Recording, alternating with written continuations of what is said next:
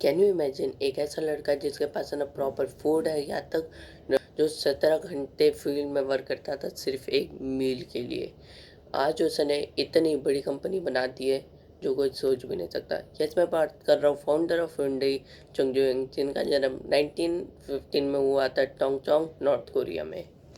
पहले उनका एक इंट्रोडक्शन आप लोगों को दे देता हूँ। वो एक साउथ कोरियन एंटरप्रेनर है, जो और आप लोग जानते हो वो किस कंपनी के मालिक है, हुंडई। और हुंडई एक छोटी सी कंपनी नहीं है, हुंडई एक 42 कंपनीज का ग्रुप है पूरा, जिसमें आती है Hyundai Motors, Hyundai construction, civil industries and Hyundai Rotem भी आती है। जो आपने अगर दिल्ली मेट्रो की पिंक लाइन देखी होगी तो उसमें हुंडई रोटेम लिखा हुआ आपको मिलेगा मेट्रो के अंदर। उनकी डेथ अभी 21 मार्च में हुई है 2001। उनकी एज थी उस समय 85। और बट जब वो 55 में उनका ड्रीम था एक स्कूल टीचर बनेगा, बट स्कूल टीचर तो दूर की बात, वो खुद की एजुकेशन नहीं पूरी कर पाए। वो हर रोज वोट सेल करने अर्बन सिटी जाते थे, पास की कोई भी सिटी चले जाते थे, और वो वहाँ पे देखते थे जो अर्बन पीपल्स है उनके पास प्रॉपर क्लोथ्स है, यहाँ तक इनफ फूड भी है, और मेडिकल केयर वगैरह तो सब कुछ है ही उनके पास। तो उनको ये देख के वो सैड तो होते थे अपनी पॉवर्टी देख के, और फ्रस्ट्रेटेड भी होते थे। उन्हें ये ज़रूर पता था कि फार्मिंग से वो पॉवर्टी से बाहर नहीं निकल सकते। बट एक दिन उनके साथ कुछ अलग हुआ। उनके हाथ में एक न्यूज़पेपर आया, जिस न्यूज़पेपर में लिखा हुआ था workers are needed for a construction work. Decision लिया जो कोई सोच भी नहीं सकता था। यस, उस न्यूज़पेपर को पढ़ के उन्होंने ये डिसीजन लिया कि वो अब अपना घर छोड़ के जाएंगे और वो एक कंस्ट्रक्शन लेबर के उससे काम करेंगे। एट एज ऑफ 16, 1932, उन्होंने अपने दोस्त के साथ रात के समय अपने घर से भाग गए वो लोग। वो 160 किलोमीटर नॉन स्टॉप चलते गए और फिर वो पहुँचे शिशिंग, जो अभी चोंगजिंग नॉर्थ कोरिया में है। वहाँ पे पहुँच के उन्होंने एक कंस्ट्रक्शन लेबर के उससे काम करना चालू कर दिया। 2 महीने उन्होंने बहुत अच्छे से काम करा। वहाँ पे उनकी इनकम तो बहुत कम थी, बट काम बहुत हार्ड था, बट जिससे भी वो खुश थे। क्यों? क्योंकि वो पहली बार खुद की मेहनत से कमा रहे थे। उसके बाद 2 महीने बाद उनके फादर ने उनको कॉच कर लिया, और फिर उसके बाद वो वापस अपने घर आ गए। इन 2 महीनों ने उनके अंदर एक ऐसा पैशन इग्नाइट कर दिया था जो उनकी बहुत हेल्प करने वाला था। जैसे इन 2 महीनों में उनके अंदर पैशन इग्नाइट हो गया था सिविल इंडस्ट्रीज का। और फिर उसके इस बार उन्होंने सोचा सियोल जाने का। सियोल साउथ कोरिया का कैपिटल है। अब 2 लोगों के और साथ ट्राई करा कि वो फिर से एक और बार भाग सके। तो एक को तो उसके सिबलिंग ने पकड़ लिया था और बाकी 2 को उसके फादर ने पकड़ लिया था उनके ग्रैंडफादर के घर पे। एंड थर्ड टाइम में अपने फादर की काऊ को सेल करके टिकट्स बाय करी थी, बट उसके बाद वो फिर से पकड़ आ गए। फाइनली 1934 एट एज ऑफ 18 उन्होंने अपना 4th अटेम्प्ट भी ट्राई करा, और इस बार उन्हें किसी ने नहीं रोका, और वो इस बार चले गए थे सियोल, जो मैंने आपको बताया साउथ कोरिया का कैपिटल है। और उनको यहाँ पे जो काम मिल रहा था उन्होंने वो करने का ट्राई करा। पहले तो एक कंस्ट्रक्शन लेबर, फिर फैक्ट्री वर्कर, और एट लास्ट उन्होंने एक बोक्यांग राइस शॉप में अपन डिलीवरी बॉय को उससे काम करा, जो उनका बहुत सक्सेस मैनेजर बन गए। 1937 शॉपकीपर सीरियसली फेल इल, सो जो चुंग थे उन्हें अपने शॉप का ओनर बना दिया। At age of 22 he was the owner of an rice shop. But tragedy फिर से आ गई उनकी लाइफ में। 1939 उस समय जो कोरिया था वो जापान के कब्जे में था, और जापान ने सोचा कि हमें राइस की कमी ना हो, इसलिए उन्होंने सारे राइस शॉप को एक्वायर करा, जिससे कि उनकी मिलिट्री, उनके कंट्री के जो पीपल्स हैं उनको राइस की कभी कमी ना हो पाए। और इसमें एक शॉप थी हमारे चुंग की भी। चुंग की शॉप अब फिर से छिन गई थी और फिर से वो वापस से नीचे आ गए थे। इस बार उनको फिर से हमने गाँव जाना पड़ा।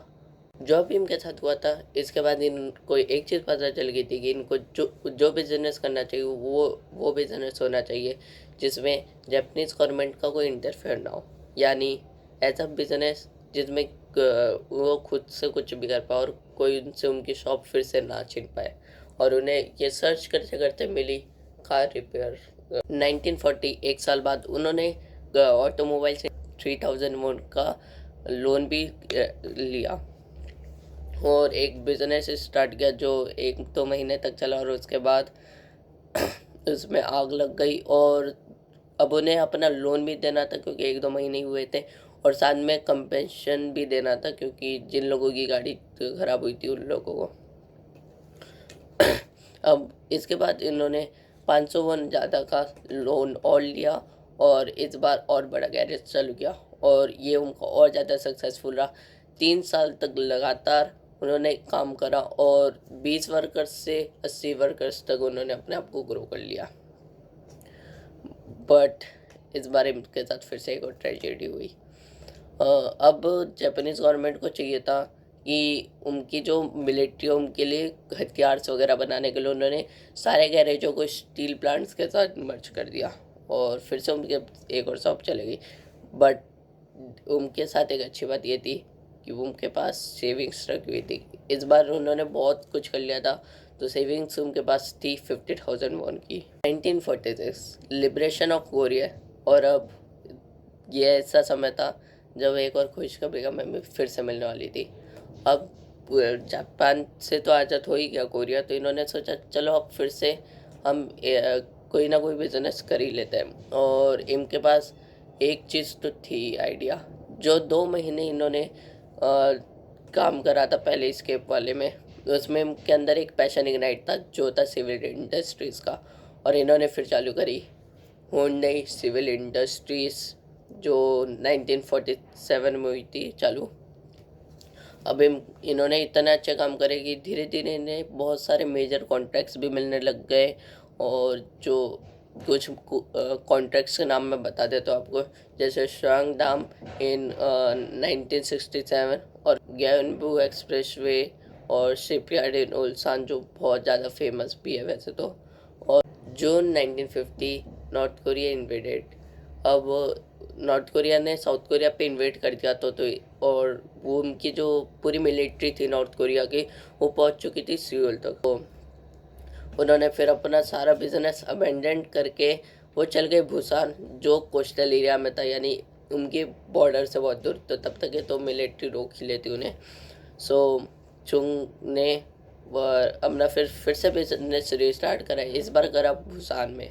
1967 he was successful on of a construction industries company, but अब इतना सब कुछ हो गया। अब उन्हें चाहिए था इन एक्सप्रेस वे जिनको इन्होंने बनाया था इस पर चलने वाली कार्स। सो उसी साल उन्होंने चालू करा हुंडई मोटर्स, और अगले साल 1968 में उन्होंने फोर्ड के साथ एक जॉइंट वेंचर किया जिसमें वो फोर्ड की कोर्टिना कार को असेंबल करने वाले थे। और 2 साल तक तो ये बहुत अच्छे से चला, बट 2 साल बाद उनके कॉन्फ्लिक्ट चालू होने लगे क्योंकि खुद भी ये नहीं चाहता था कि होंडा खुद की कार्स बनाए इंडिपेंडेंटली। सो 1973 में ये पूरा वेंचर ख़त्म हो गया। मित्सुबिशी मोटर्स ने उनके साथ एक वेंचर चालू किया जिसमें वो उन्हें कार मेकिंग टेक्नोलॉजी देने वाले थे। और साउथ कोरियन गवर्नमेंट ने उसी साल एक लॉ रिलीज़ किया कि उनको चाहिए एक ऐसी सिटीज़न कार जो अफोर्डेबल है हो, रिलायबल हो, और साथ में उसमें made in south Korea parts हो। 1976 उन्होंने एक नई फैक्ट्री खोली और अपनी एक बहुत मास मार्केट कार पे इंट्रोड्यूस करी, हुंडई पोनी, जो जिसने हुंडई को 60% कार मार्केट दे दिया था। बट जितनी ये हिट थी उतनी वो फ्लॉप भी थी। क्यों? क्योंकि उसके बहुत सारे डिफेक्ट्स भी निकलते थे, कभी मैन्युफैक्चरिंग डिफेक्ट्स, कभी पेंट उतर रहा है, कभी ना कुछ होता था।